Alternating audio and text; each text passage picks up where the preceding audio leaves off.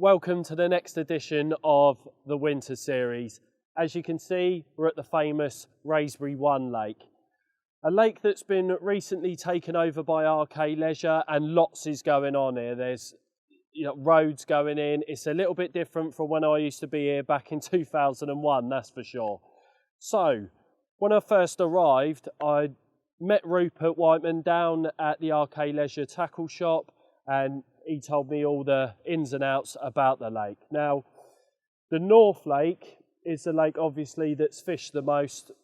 There's a winter ticket that's going on over there at the moment, and it's actually ending this weekend. So, out of respect to the anglers that fish the North Lake, we didn't set up on there. Rupert did say to us we could go on the North, but we'd have to wait until later on in the day for all the guys to get into their swims because of the last weekend. So, he allowed us to fish the mighty South Lake. Now, this is a monstrous bit of water. There's obviously around about 75 acres of water out here, so it is a huge, huge expanse of water.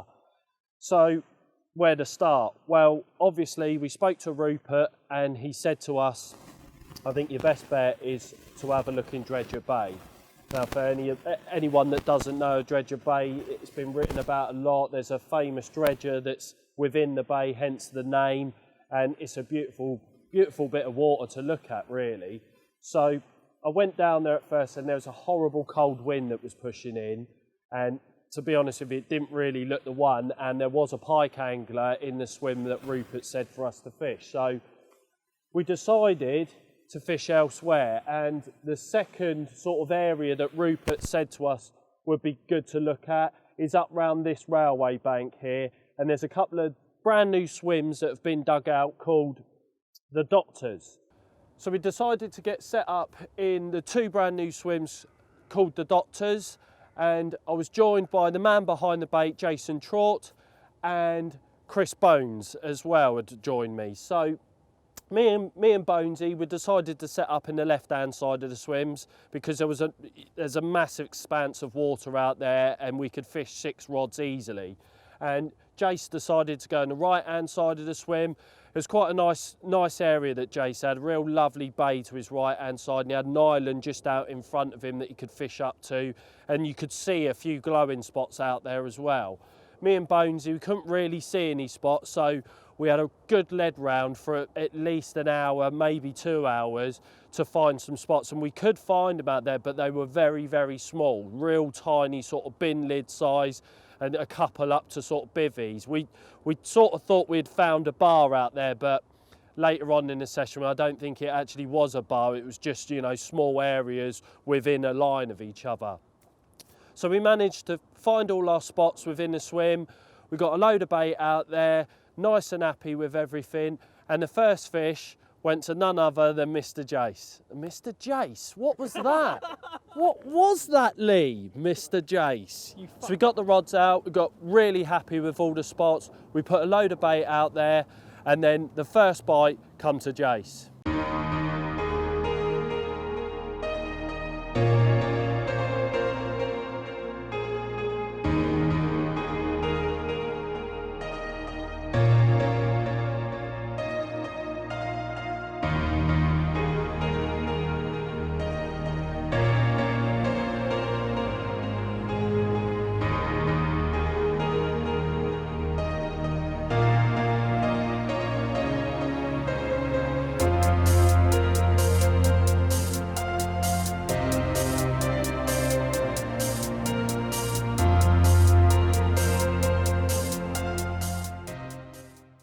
Right, so as you can see, an absolute belter there for Jace's first fish out of Wraysbury, and as you can imagine, we were all really, really buzzing for the session now. For a bite to come as quick as that did, we thought, right, sweet, we're in the right area now. There's definitely fish out in front of us, and then only a couple of hours later, Jace was in again.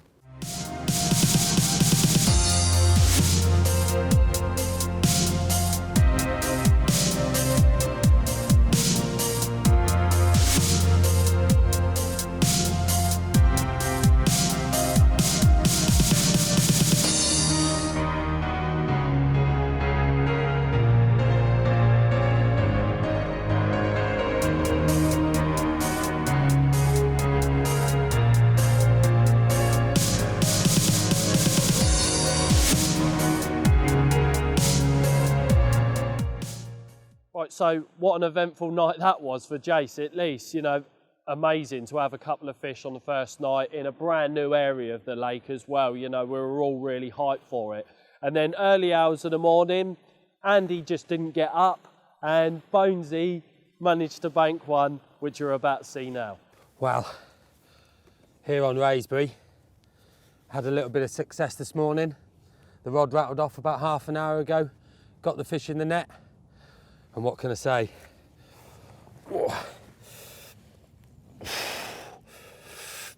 Oh, what an absolute stunner. Look at that. She's a right little codling, isn't she? What a beautiful fish. This lake really has got some future. That is a stunning little stocky. We're on Wraysbury. We're having a good laugh. It's all about the social. In the words of Adam Reed, you ain't going to catch them sat at home, so get yourselves out there.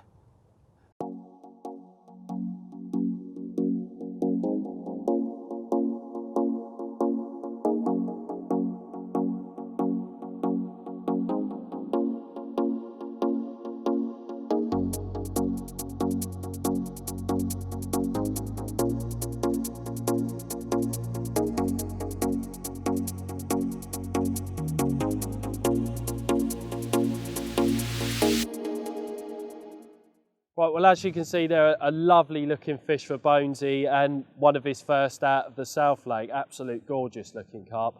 What we'll do now is we'll have a look at Bonesy's rigs and how he's tackling the South Lake. So here we go, here's the rig I'm using at the minute. It's a simple naked chod. Got a 3.5 ounce lead to an inline buffer sleeve. What this has got is a little tail on it which protects the line. As the swivel comes down and obviously pulls against this buffer here, it just helps in protecting the line in case you damage it.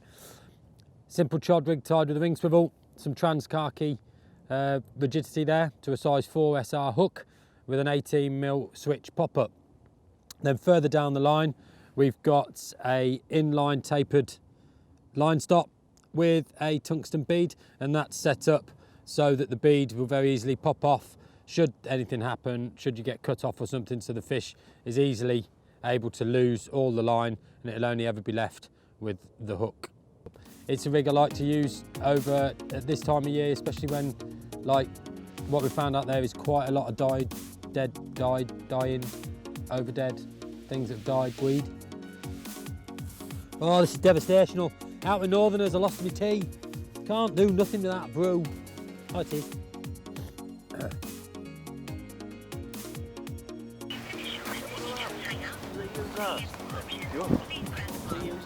Hello, mate. Me battery's died on my phone, so I just thought I'd let you know. I still haven't had anything yet, dude. But I will call you though. As soon as I have something, I'll let you know. Welcome to the EE voicemail. I'm sorry, but the person you've called is not available. Please leave your message after the tone. After you've finished your message, just hang up. Or to hear more options, please press 1. Hello, Bart. It's Mozza again. I managed to charge my phone up just to let you know, mate. I still haven't had anything. Might need to book another tuition like we had last month, dude. Right, I'll let you know as soon as I have anything, though, I promise. 1. Hello, Bart. It's Mozza again, mate. I still haven't had anything. It's hard work up here, Bart. But I'll let you know, though. As soon as I have something, I'll let you know, mate. All right.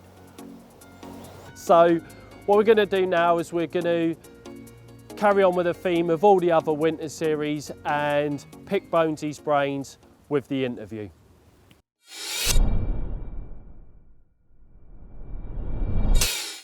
Right, so we're at the famous Wraysbury one. A little bit different now from when I knew it. Yeah, it is now, isn't it? Obviously this place has been quite kind to you in the past. Perhaps we'll kick it off with telling us why it has. Well, yeah, obviously myself and Neil Rivers won the British Championships here the first year it was on it. That was 2 years ago. Just such a beautiful lake with so many fish in it, and there's a lot of history here. Obviously it's changed a great deal in the past few years since it got bought out. And the British came onto it, and Neil and I turned up to, fish the competition, and luckily we won it. It was a great weekend, a very good weekend. Was there lots of it? Did you win it by lots of fish, or was it just? It wasn't by a huge margin. It was about £60, I think, in the end. Right. We were doing things a little bit differently. With history for Wraysbury, it was, You know, we were talking earlier about the 20 pieces of corn to catch Mary and things like that. And a lot of people think you come down to Wraysbury and fish like that, and we didn't. We were catapulting pellets every 20 minutes into a marginal spot, knowing that they'd put some stockfish in there and the fish are used to the sound of the pellets.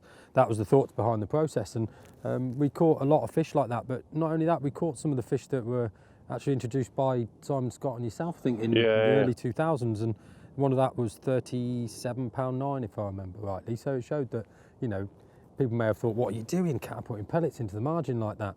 Well, you know, it works. Yeah. You know, we don't get enough from the normal match anglers. And yeah, it was very kind to us that weekend, and we were very lucky. Came first, obviously, overall in front of Adam Snowden and Phil Saintly, two really good friends of ours. We had a great battle with them. They did really well at the swim. Were they next to you? No, they were actually on the complete opposite end of the lake. Right. We were down in Sunnymeads, in the shallower part of the lake, and the weather was quite good, so there was some fish down there, and we knew there was fish down there, and it was a swim I'd actually practiced in, and I knew where this little margin spot was, and we also had found a bar out there that was nice and clean, so we fished both spots, and we had fish off them all. Snowy and Saintly were actually further down the lake, right at the other end, next to the giant footsteps, and they were fishing at range, and they did very well. The guys around them, I think the guys next door came third and they came second, so it was nice to see that fish were getting caught all around the lake, which is nice. But yeah, great weekend, great venue, lots of history, and there's plenty of fish to go at. Awesome. So you now obviously work in the angling trade. Yep. See you're working for Corder, obviously. Close.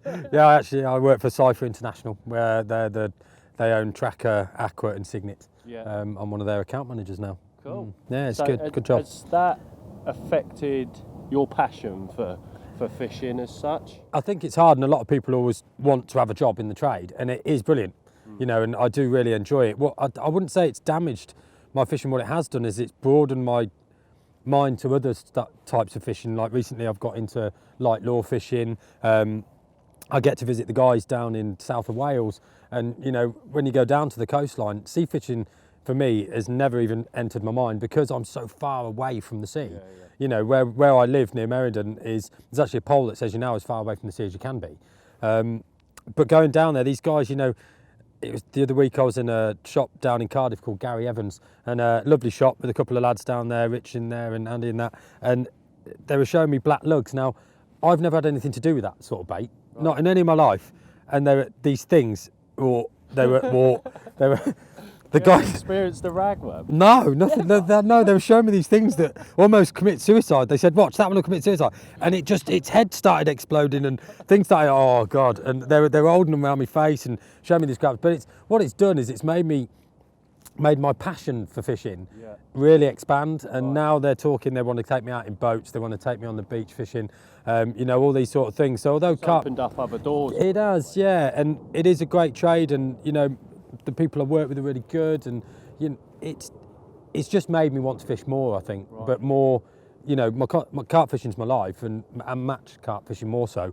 But it's made me think a lot more about other styles of fishing. But there's lots of things they do that we don't, that you can gain from it. You know, the sea anglers with their line, you know, you're looking at these big 16-foot rods that they're casting on the beaches, and you know, looking at lines, and it's made me think a lot more about lines at the minute. At the minute, one of the things I'm really enjoying is my distance casting, and it's made me look at things, and you can pick up so many things from them. And so I wouldn't have said it's damaged it; it's enhanced it a little bit. I'd have said, really good. Yeah, really enjoying it.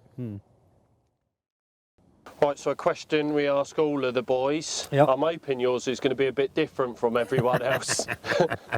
Your favourite DNA product? It's got to be S7. It's got to be S7. No, favourite product. Falling off his bucket. Well, you just fell over with a shock of me saying S7. No, I'd say probably one of my favourite individual products would have to be Sticky Sweet.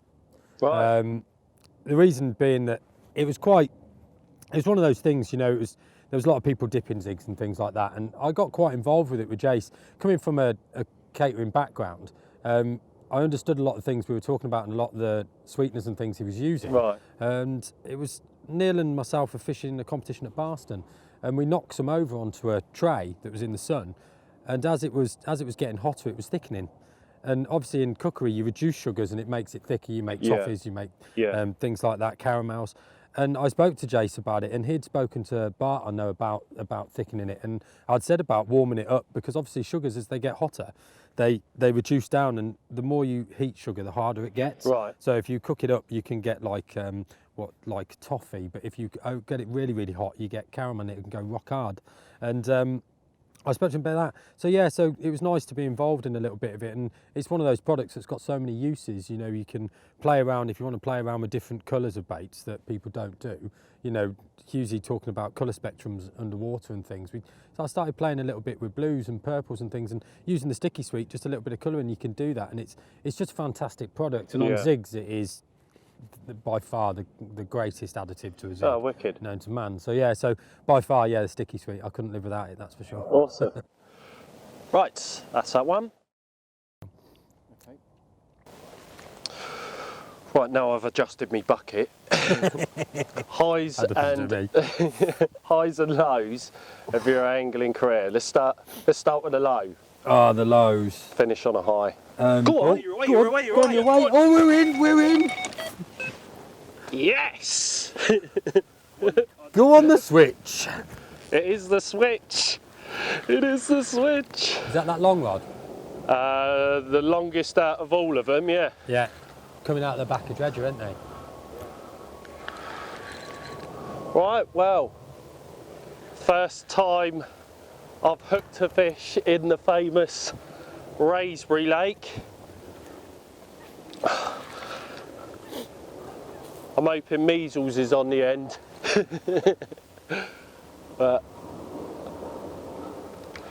yeah, as like Bonesy was saying, talking about distance fishing, hello, he's woken up a bit. Talking about distance fishing, it's something that I don't really do a lot of, to be fair, but this time round I thought I'd try it out. Obviously we've got a massive expanse of water out in front of us here. This fish knows where them snags are on that island, and he's dying to get over there. I thought I'd give it a go on the middle rod, and that's the one that's gone for me. What have I got in my pocket here? Could you take my phone, dude? Stick it there. Oh, fish is kiting to me right here. It's probably gonna wipe out my right hand rod. Oh. Again, scared as always that it might fall off. Proper kiting right here. But this is on a hinge stiff rig. The boys have been carving me up from the minute they've got here. So they had all their bites on pop-up rigs, and all of my rods were on bottom bait rigs, or wafter rigs. So this morning I've changed all my rods over to hinge stiffies onto the pop-ups, and yeah, I mean, how long's this rod been out for? A couple of hours? It's probably only been an hour or so, hasn't it? Yeah. And oh hello, there he is, twisting through the water. Nice little scaly, crazy one. What's he doing? Oh, he's going to wipe out the other eyes. What, he's mental, isn't he? Proper crazy cod. There he goes. Oh, lovely little scaly one. Little switch pop up hanging out with his bottom lip there. Here he comes. Get in the net. Nice. Yes. Nice. Codlings. Sweet. Right, well, as you saw midway through that interview with Bonesy, this gorgeous fish rattled off. Absolutely stunning. This is the sort of stamp of fish that they're putting into Wraysbury, South Lake at the moment, and I'm sure you'd all agree, an absolute stunning carp. You know, for February, it just doesn't matter, as long as you're out there catching fish in the winter when they're looking as beautiful as this, you don't mind catching them all day. An absolutely stunning carp. Awesome. So caught on that switch hinge stiff rig, switch pop up, and yeah, you know, the switch that's done me countless amounts of fish already this winter. is still doing the damage for me. Absolutely awesome. Thank you, Wraysbury. And thank you, you stunner. Well, that was a nice bit of drama we had there. First live bite for the Winter Series whilst doing an interview. And to be on the beautiful Wraysbury as well. Yeah, mate. Yeah, awesome. It's always good. It's nice when that happens. Yeah, wicked. Especially for the cameras. Right, so we were talking about highs and lows in angling. Yeah. I think we started off with the low points, so we'll end on a nice high. Yeah, it's I suppose low points is difficult. There's not. I'm glad to say there's not so many.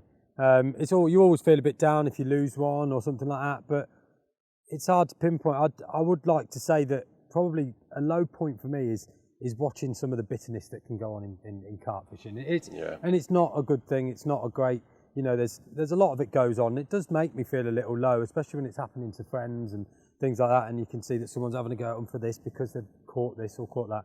So I think low sides of fishing is just the little bits of bitterness that can go on. But other than that, mate, when you're out fishing, you know yourself, when you lose a fish, you feel a bit down, but we're still here, we're still out there, we're still enjoying being outside. Yeah, well, fishing wouldn't be what it is, I think. If you banked everything that you worked, it just wouldn't be the same, would it? No. You've got to have the lows to make the highs seem better. Yeah, for sure, definitely. Hence why I'm a little girl, everything that I... I noticed that when you were playing that fish, to be honest with you. Oh, mate, that wasn't as bad as I normally was. I was quite controlled there, to be fair. And not to mention the new PB pike I managed to land on the outsides as well. So it just shows, again, like we were saying earlier, it is about fishing for me and for you, and, that excitement and things, and it's just... fishing's great, awesome. If it does that for you, why not? So so my low points, definitely what can go on behind closed doors, but enough for the low points. Really. No, let's go on with the highs then. Well, the highs, there's a lot. Obviously the big one. Pick one. Whoa. It has to be winning the Worlds with so many of my friends. Right. I know Bart's been on and Neil's been on, and we're all part of one great big team, and it's been spoke about a lot, but it is hard to beat something like that. Being asked to do something for your country and the sport that you love so much was a massive honour, and it is I've got a video on my phone that I filmed of us being announced, a bit of a selfie, and I've kept it for myself, and it's not gone anywhere else, and it's just that moment of them saying, and it's that sense of just wow, that's a real high point. But that, I mean, you can't really say much about it, but there's been lots of highs. Not so many lows, which is good. Another high point to touch on was this year I had my first programme on BT that was with the British Carp Cups, and I was asked would I present the shows. I'd done a bit with Hughesy before, and Rob's been, a massive mentor to me in fishing. And, meeting him and, the things he's taught me and everything else, it was such a massive honour again for someone to ask me to do it. And it's like, what? I've done little bits with Rob, but that's about it. And then for the guys at BT to say how great the programme was, another Pete feedback. So that was a really high point. Yeah, I can well imagine, mate. Yeah, just awesome. Getting fish view for the first time, that's a high point. Yeah, seeing Jason Trought back out in the bank, that's a high point. You very rarely see him at the bait factories normally. Yeah, I would say a high point was having Steve Carey on the bank, but sadly Steve Carey shies off. I think it was something to do with... It's a bit too cold, wasn't it? Yeah, it was a bit cold. He hadn't got his feathered down pillow. There wasn't a guarantee of a 50. There's no catfish in here. There's no £100 pike. So yeah, Steve Carey shied off. So that's a low. In fact, my low point of the year is the fact that we were stood up by Steve Carey. Yeah, it's not on, really, is it? Not on. Right then, last but not least. Yeah. Funniest moment on the bank. Oh, funniest moment. Parental guidance wise. That narrows it down a little bit. There has been a fair few incidents with thongs, but we won't go into them. Funniest, most embarrassing then would probably be quite a few years ago now. I was out at Abbey Lakes in France with the Fox team. They were doing a big outdoor show thing. It was going to be a great event. Sadly, it rained quite a lot. But myself, Tom Maker, and Harry Charrington were fishing on the far end of a tiller, all live for the cameras. So the Sky cameras were there. They were all filming, making bits of programs and stuff. Harry got into a fish, so I've donned my waders, got into the edge, and I've got the net ready. Harry's played the fish in elegantly and smoothly, as he always would. As the fish has gone into the net, I've took a look, said cracking fish, looks like a good 30. I'm pulling the weed out, and Tom Maker just happened to say, "Careful, Bonesy, there's a hole in the net." I was like, "All right, sound." The fish must have heard him, because this fish has found that hole within seconds, absolutely nailed it into the corner of this net, And me being me, have thought, oh, I know, I'll be able to hold on to the slippery bar of soap in the water. I've gone forward with both hands, try and stop this fish coming out of the net. Subsequently, fadoosh, live on camera, all mic'd up, everything, soaking wet, waders full of water. It's actually quite a panicking moment, but yeah, that was probably one of the most funny, embarrassing, because there was quite a crew around cheering me on. Did he get the fish in?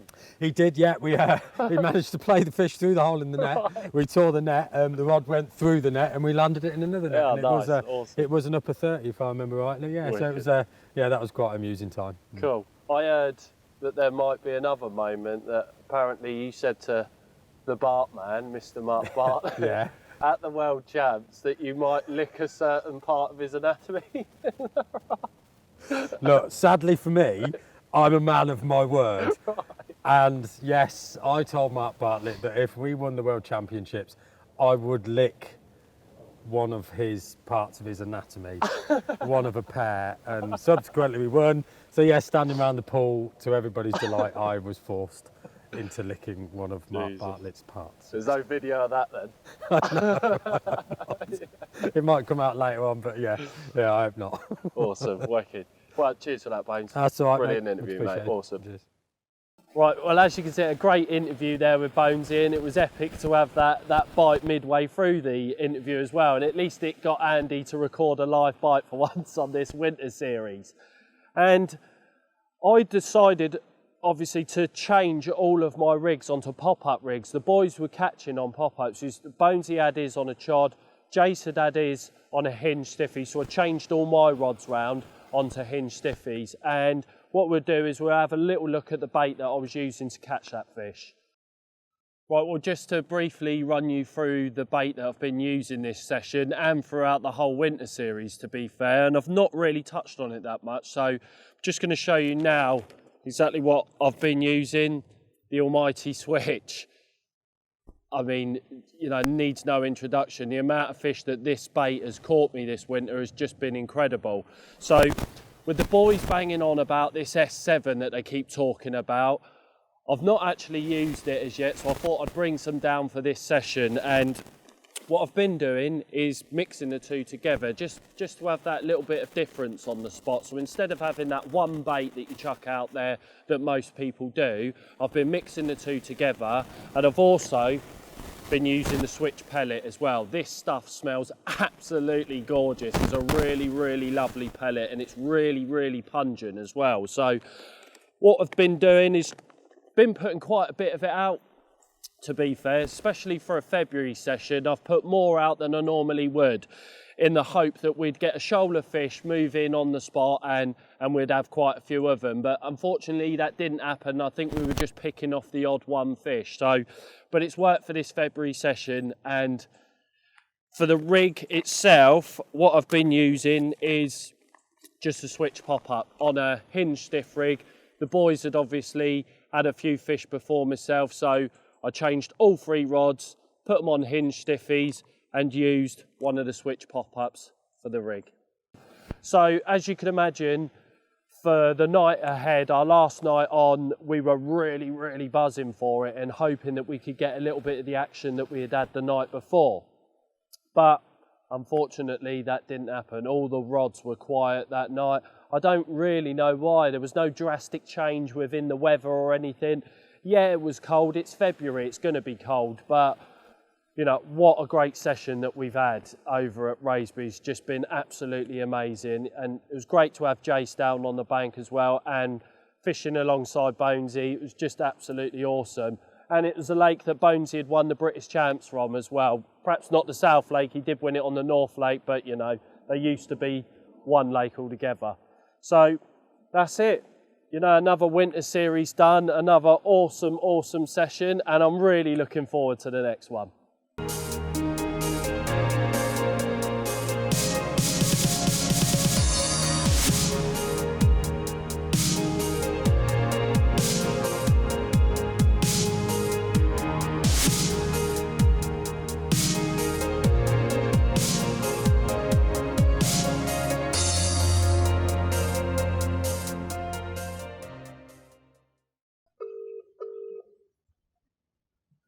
Welcome to the EE voicemail. I'm sorry, but the person you called is not available. Please leave your message after the tone. After you finish your message, just hang up. Or to hear more options, please press 1. Bartlett, I've had one. See, why hadn't you picked up the phone? You said as soon as I'd have one, you'd pick up the phone. No, you're not picking up the phone to me, that's it. Bonesy's my new friend now. He's the one teaching me how to catch them. So you're out of the equation from now on in, mate. And Jace is on about sacking you or something, I think he was saying. Come on, Bart, don't be sad. I know you'll be there crying that you're not as good as Bonesy. Matty now wants tutorials with me. It's finished. It's all over. Done for. Bye, big boy.